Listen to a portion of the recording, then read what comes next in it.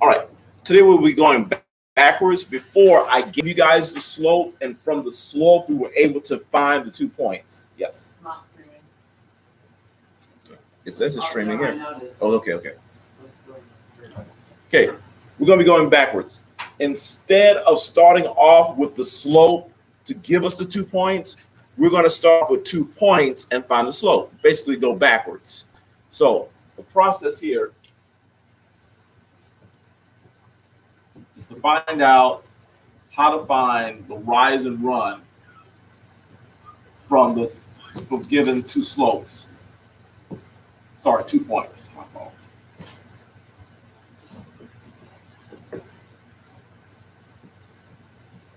And what I've created to go backwards is a little system here called keep and change. So if I want to know the slope, I go to the right side and I do keep and change. Oops. Keep and change. So M equals keep the 5, the positive 5, but change the positive 2 to a negative 2. That's keep and change. Keep and change. Then you go to the other side where the x's are, and you also do a keep and change.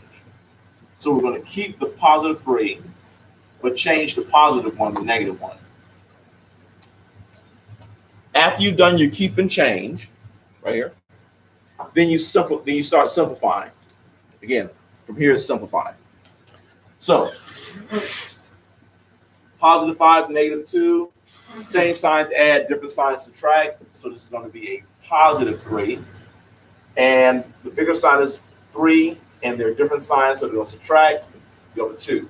So this is a rise 3, run 2.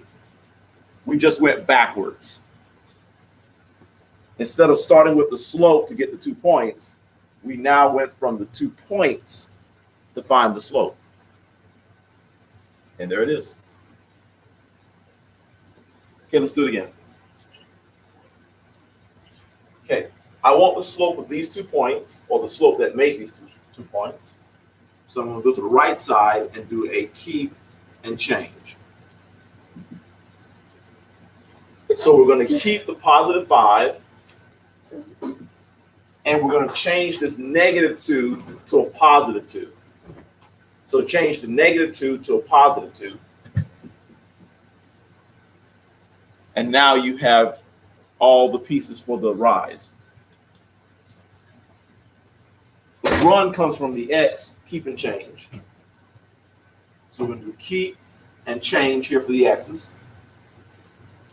Keep the negative 3, but we're going to change the negative 1 to a positive 1. Okay, there you go. That's your keep and change.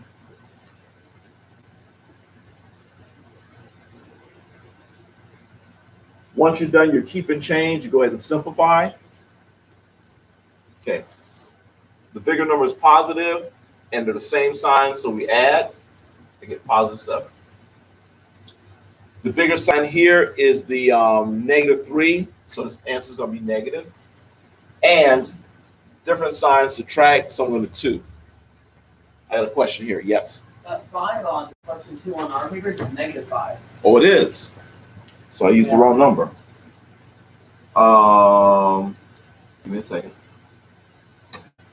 So you're saying that's a negative 5, right? That's negative 5. Ah, you're right. You're right. That is a negative 5. So let me go back and fix that, class. That should be a negative 5. So let me start that little keep and change again. And thanks for watching that for me. All right, here we go. Keep and change. So we're going to keep the negative 5 and change the negative 2 to a positive 2. So that's your keep and change.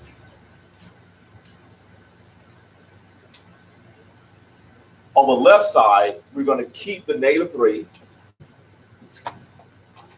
but we're going to change the negative 1, positive 1.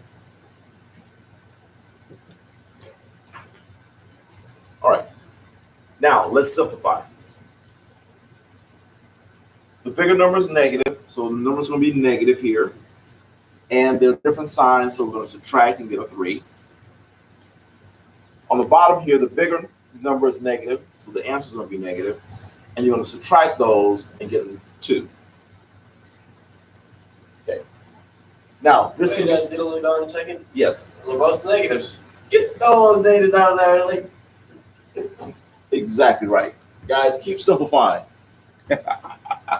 So double negative simplify to positive, and your answer is positive 3/2, which means you're going to rise 3 and run 2. Very good.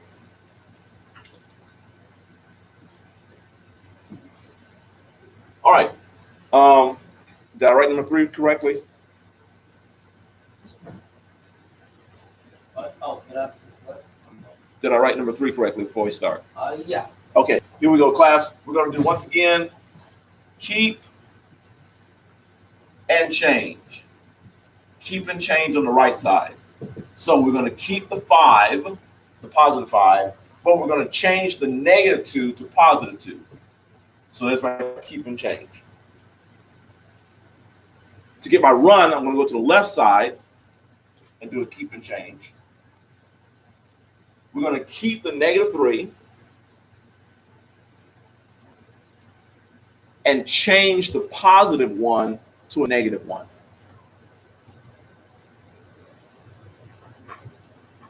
Okay. So keep the negative 3, change the positive 1 to a negative 1. Now, let's start combining terms. The biggest number is positive, so the answer will be positive, and same signs add to 7. The biggest number here is negative, so the answer will be negative, and same signs add, so this is going to be a 4. Now, you notice that the negative is down here. We want to raise the negative to the middle of the fraction. So we're going to go one more step and make it a negative 7/4 rather than a 7/-4. So take your negative, raise it to the middle of the fraction, and that finishes the problem. Because it's above. Oh, then pull it down to the middle. Okay. All right, number 4. Here we go. Keep and change to get the slope. So on the right side, you're going to keep the negative 5, but change the negative 7. Again, keep negative 5, but change the negative 7 to a positive 7. All this is familiar, I know. All right. For the left side, this will give us our run. The x's, let's keep and change. So keep your negative 3, but change the positive 5 to a negative 5.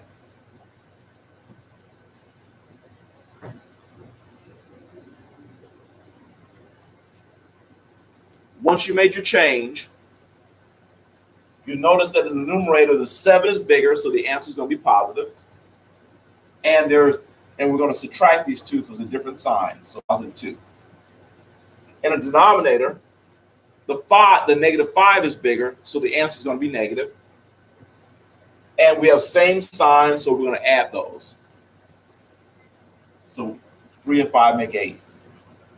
Now, I'm going to simplify this by pulling the negative from the bottom to the middle. And then I'm going to divide the top and bottom by 2. So divide by 2, divide by 2. I get 1/4 with a negative in front. And that's your slope.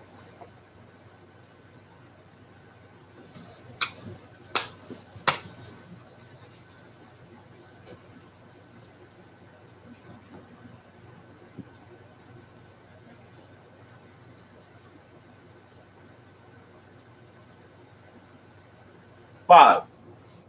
We have 3, negative 5, and a 1, 2.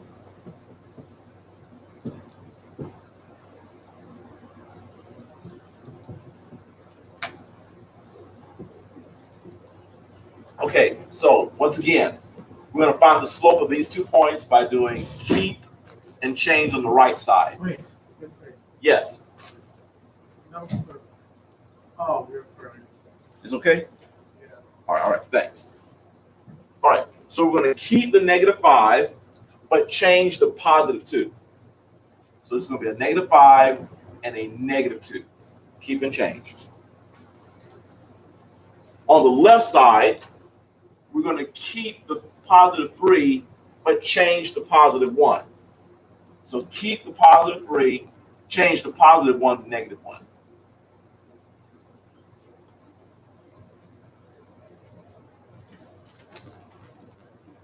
Okay, so the bigger sign in the numerator is negative, so the answer will be negative.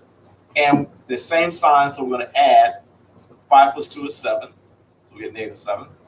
The bigger sign here is positive, but different signs subtract, so we're going to positive 2. Then we're going to put the negative in the middle for negative 7 over 2. There we go. And number 6, keep and change. We're going to keep the negative 5, but change the negative 2.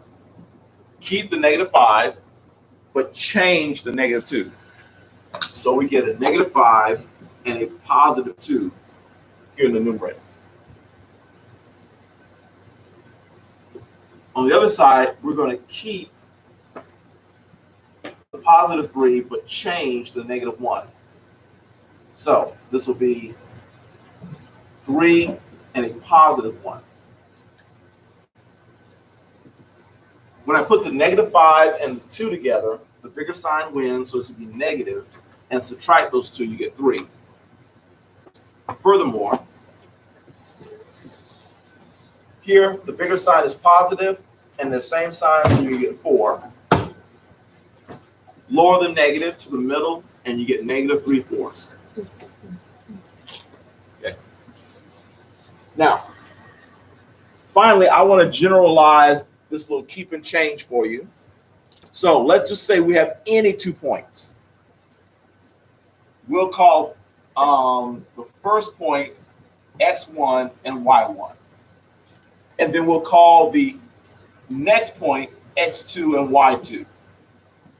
All right, so these are any 2 points. If you want to find the slope of any 2 points, you do a keep and change. So you keep y2, but you change the sign of y1. This little negative here, the technical name for it is called additive inverse. That's the technical name for it. Additive inverse is the way that we say in math, change the sign. If it's negative, make it positive. If it's positive, make it negative. Okay. So additive inverse, just change the sign. Okay. On the other side, we do a keep and change. So we'll keep x2, but change x1 sign. So we'll put an additive inverse. This little process right here, we can say this is the slope formula. So if you ever want to get the slope, this process will remind you of what keeps and what changes.